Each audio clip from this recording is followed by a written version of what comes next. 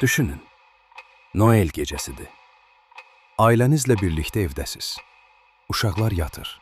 Hər şey normal görünür. Amma səhər açılanda 5 uşağınızdan əsər-əlamət qalmır. Nə bir iz, nə bir cəsəd, nə də nə baş verdiyini izah edə biləcək hər hansı bir dəlil. Bu 1945-ci ildə Sodder ailəsinin başına gələn və bugünə qədər sirri açılmayan hadisənin hekayəsidir. 24 dekabr 1945. Qərbi Virciniya ştatında yaşayan Sodder ailəsi Noel bayramını qeyd edirdi. Ailə böyük idi. Evdə valideynlərlə birlikdə 10 uşaq yaşayırdı.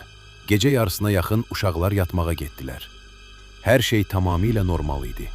Ancaq gecənin bir vaxtı ailənin anası qəribə bir telefon zəngi aldı.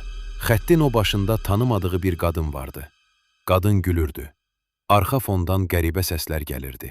Bir neçə dəqiqədən sonra zəng kəsildi. Bu hadisə o anda əhəmiyyətsiz görünsə də, sonradan hamı həmin zəngi xatırlayacaqdı. Saatlar sonra ailənin anası yanıq qoxusuna oyandı. Ev alov içində idi. Alov saniyələr içində bütün evi bürüməyə başlamışdı. Ata uşaqlarını xilas etməyə çalışdı. Ana qışqırırdı. Hamı canını qurtarmaq üçün çölə qaçırdı. Ancaq 5 uşaq, Maurice, Marta, Louise, Jenny və Betty, onlar evdə qalmışdılar. Valideynlər onları xilas etməyə çalışdılar. Ata yük maşını ilə evin damına çıxmaq istədi. Ancaq qəribə şəkildə yük maşınları işləmədi. Halbuki bir neçə saat əvvəl normal vəziyyətdə idilər. Telefonla yanğın söndürənlərə zəng etmək istədilər. Telefon xətti işləmirdi. Sanki hər şey əvvəlcədən planlaşdırılmışdı. Ev tamamilə yanıb kül oldu. Hamı düşünürdü ki, uşaqlar həyatını itirib. Ancaq bundan sonra hadisə daha da qəribə bir hala gəldi. Yanğından sonra ərazi araşdırıldı. Mütəxəssislər dağıntıları yoxladılar. Amma qəribə bir problem ortaya çıxdı. 5 uşağa aid heç bir sümük tapılmadı. Heç nə. Bir insanın bədəni bu qədər tamamilə yox ola bilməzdi. Bu fakt ailənin şübhələrini artırdı. Bəlkə də uşaqlar yanğında ölməmişdi. Bəlkə də kimsə onları aparmışdı. Sonrakı illərdə şahidlər ortaya çıxmağa başladı. Bəzi insanlar uşaqları yanğından sonra gördüklərini iddia edirdi.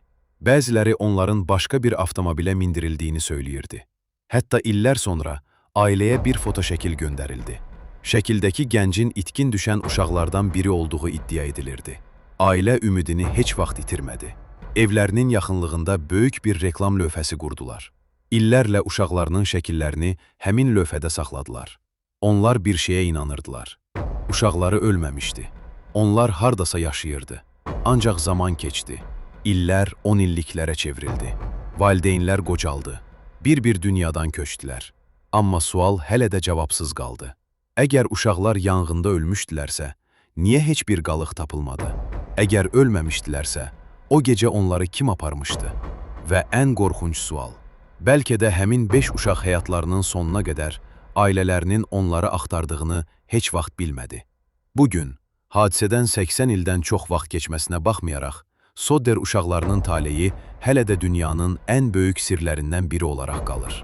Və bəlkə də bu sirrin cavabı heç vaxt tapılmayacaq.